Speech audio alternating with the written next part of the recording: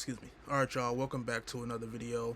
Today, I'm gonna be doing a little short reaction to Mike Tyson's hot boxing, and he has Ice Cube on there today interviewing Ice Cube. This is Mike Tyson's hot boxing podcast. If y'all want to go over there, check him out. I've only covered maybe like one or two of these videos on my channel so far. So if y'all want to go over there, show love and support, that'd be good. You know what I'm saying? Make sure y'all hit that like button and show y'all love and support to this channel as well.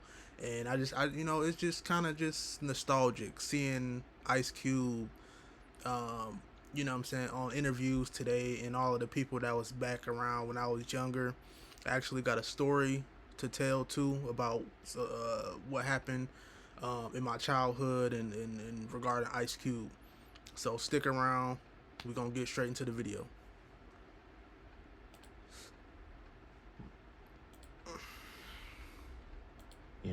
Playing me in Straight Outta Compton or in Hollywood at all if I didn't think he could do it, excel at it, and be one of the best at it, and be able to handle all aspects of Hollywood. Not just being on screen, but the off-screen stuff too. He's second generation Hollywood, so he's handling everything perfect.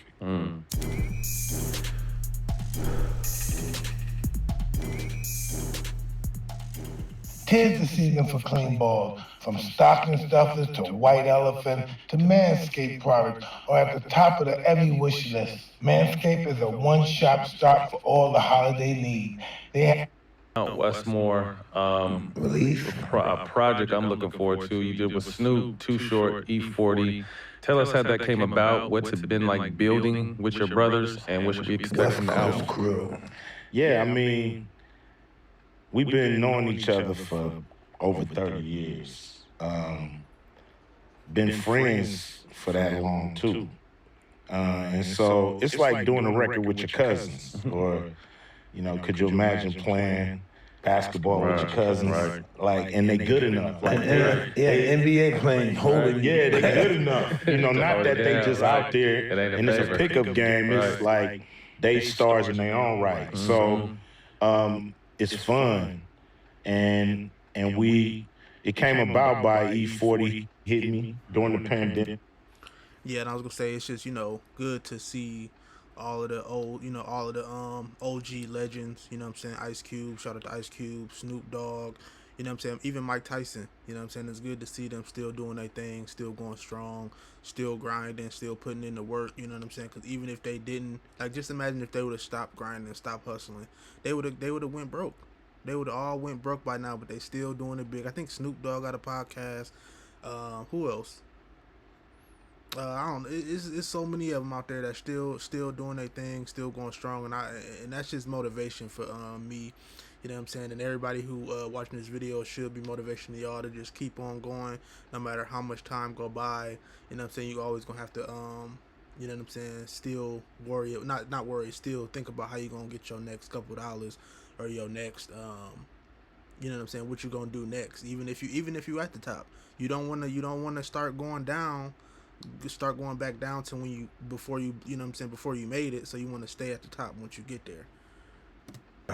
2020, and he hit me. He was like, "What you doing?" He was bored. He said, "Man, we need to do something big." And it was let's start a super group with Snoop and Short. And so I was like, hell yeah. He said, what we gonna call it? I said, Mount Westmore. It just Right off the top, off the dome, it just stuck because it was iconic for two legends from Southern California to get with two legends from Northern California. Tony right. Do a project this I know when big. you do your advertising, you'll have the face of Russmore. Those guys on the face of Russmore. We got some merch right here, right? Yeah. I brought y'all a couple little things, man. Y'all can rock. You know what I'm saying? Me and Q made an executive decision. We're both taking home an ear pillow too. I gotta get one so of Mike, these. I don't want to hear no problems. I'm taking the ear pillow with me. It's all good. Gotta get one of these. Well, we got the Mount Westmore sweatshirts. I'm gonna have to rock it this weekend at my kids' tournament. Yeah. People that bring any weed here.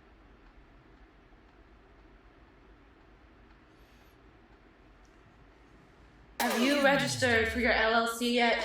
No, not yet. I'm overwhelmed. More overwhelmed than you'd be if somebody sued you. Don't speak that into the app. Let me tell you. Here today, Yeah, no, I got a little something for you. You know what I mean? I brought a little bit I of appreciate that good day Kush. What should we expect from this album? Obviously, each of you guys have had your own, Hall of Fame run in this space. But what kind of, obviously, gang, funk, like, what are we looking at? And one thing also I want to mention too, it's always nice to see, legends and people who've made it, people who are a part of the industry. You never really heard too much gossip about, Ice Cube, or I don't know really about Snoop Dogg too much, or even Tupac for that matter. You never really heard about them being like in any type of dark um, secret societies, like how Hollywood is.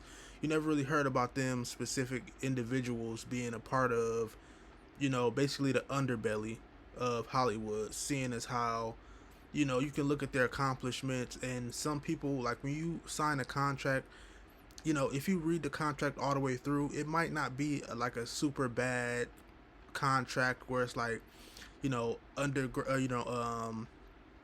real small imprint or something like, some type of 360 deal. It might not be that all the time. It might be a genuine contract where they say, okay, we taking 25% of whatever you make, and then that's it. So I feel like some people in the industry, have got with producers or managers or movie directors, and then they wasn't on no secretive, messed up type of stuff. So it's always good to see people that genuinely put forth the work, and they genuinely succeeded and got the fruits of their labor. So organized it, yeah, it's freestyle. No, it's organized. We did it to make sure that the record was iconic because the group is iconic. And the record has a lot of different personalities. We having fun on the record, of course. We spitting game. I think, from the OGs, the youngsters need to hear the game. And we also showing how ferocious we still are on the mic. So it's exactly what people that's into something like this have been waiting for, and hopefully it's a great example to other OGs in the game that they can get together too. We could have a Mount Eastmore. It's never over. It's never over if you stay creative and innovative, and you keep your bars up, you're good. You guys just recently released the single "Too Big." Talk to us about that song. Can we hear it? Just a song with us clowning, what I'm saying, having fun, letting the world know that we're doing it too big, which we are. It's so big, when we didn't know how to come at the video, and it was like, it's all four of us. That's big subwoofer right there. That's a whole different song, but that's the world. We got 4 different screens going on with us doing it big. And that's supposed to be the world, right? That was a different song, right? That was the video with the YouTube dude, right? Jesse Wells. Yeah, he shot that video. Yeah, talk to us, because that was out there. That was different. Y'all was on some other shit with that video, but explain the thinking behind it. We wanted to do something, that was kind of out of this world, because we felt like the group was larger than anything that we have seen. So, let's imagine it being, other worlds, other planets, make an impact, make a statement. Definitely trying to make it look different than the videos that's out. Right. Everybody can have, the girls, the poles, the money, but you see that so much and you get boring, you know what I mean? You should hear the song. So, Too big. Too big. Yeah. You probably You got should be on to top Apple. of that, man.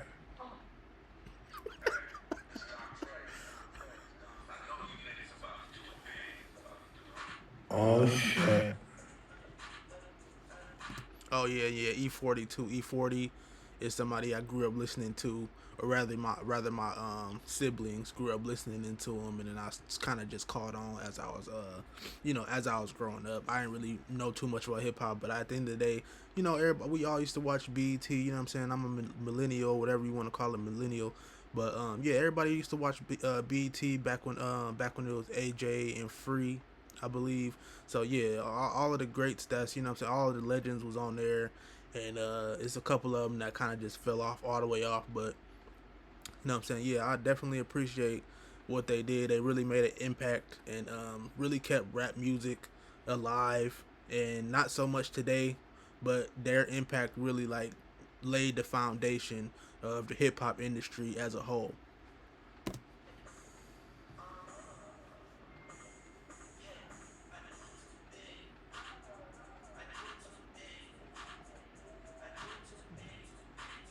Man, we went on tour. We didn't even have an album out, just a song. Yeah. Yeah, sold it out everywhere. So what did you? So everyone just did That one stuff from song their was selling it catalog. out. Yeah, this Come on, album. man. That's a concert in itself.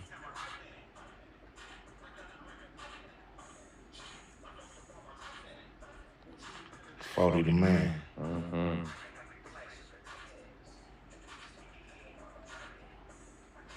Wow.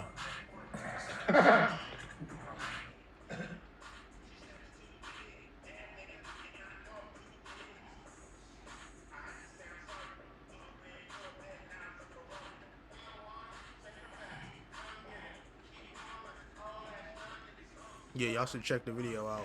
You can't hear it on here. Come on, champ. You know that's that shit right there. Come on now. Bitch. Come on now. That's right. Yeah, just having fun, clowning, showing our lifestyle. That it is too big. So when you get all four of us together, it's just Way too big. humongous. Too big for the screen. We heard Dre in the intro. Is he anywhere else on the project? You know, Dre's always lacing us with love, respect, sometimes a track or two. Okay. So, you know, check out the project. Yeah, You'll there you hear. go.